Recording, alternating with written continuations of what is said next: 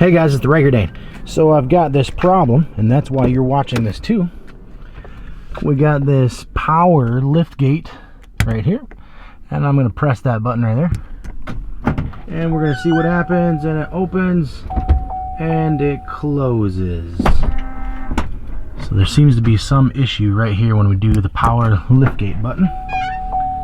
Opens about 20 inches and then closes.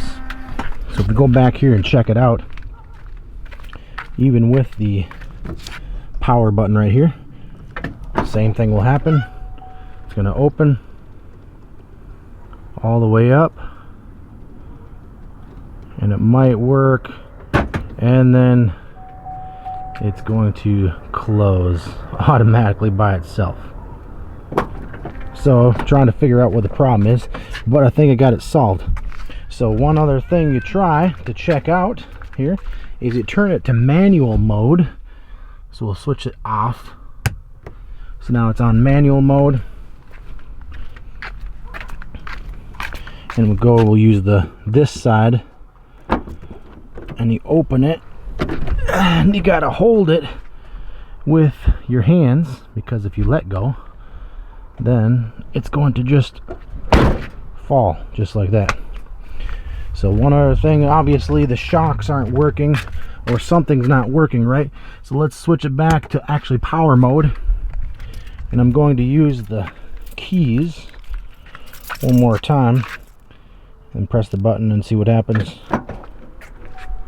And it's going to maybe open and then close. So what I think the problem is that the shocks, it's not a module, it's not the actuator, which you might think might be the case, which is just the lock inside here, but it is actually just the lift shocks right here. So you got shock right here on this side, you get a shock right here on this side, you've got your power rod that lifts the thing. So if you're in manual mode right now, this isn't being used, but as you can see, I'm holding it up with my hands right now. So I'm going to replace these shocks, and that should take care of your problem, because basically these are dead, and this rod can't hold the whole door by itself. So I'm going to replace those and see what happens with that, and see if that fixes the problem. So these are really easy to replace. Just need a screwdriver, you pop that part off, you pop this part off, and then you get the new one.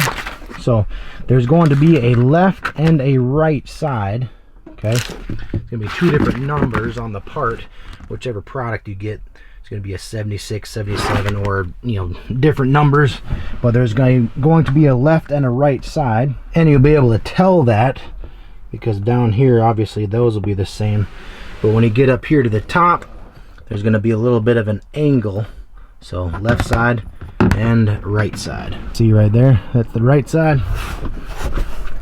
And right there is the left side. Okay, so right here on the bottom, all you need is a flathead screwdriver. And you just stick it right here in this groove and pop this little lock ring off, just like that. Okay, and then one right up here at the top. We'll just pop that out, and you should be able to just pop this right off the top. Just a little tap, just like that, and it'll just come off the bottom, just like that. And then we'll take a new one and we'll put it on, and you just push, and that lock ring will just go right over and lock on. And we'll go to the top, put it right on that ball, and pull in. There you go. And it should relieve some pressure if you're holding this by yourself. And we'll do the same thing to the other side.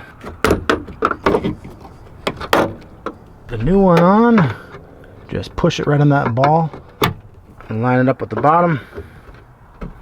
And just like that, if your shocks were bad, that should fix the issue. So right now the shocks are holding the whole door up, and I'm 100% that this will be the problem. Okay, so which one of these shocks do you think is bad? I would say it was the left one. This is how a shock should work. You shouldn't be able to push it down. Fail.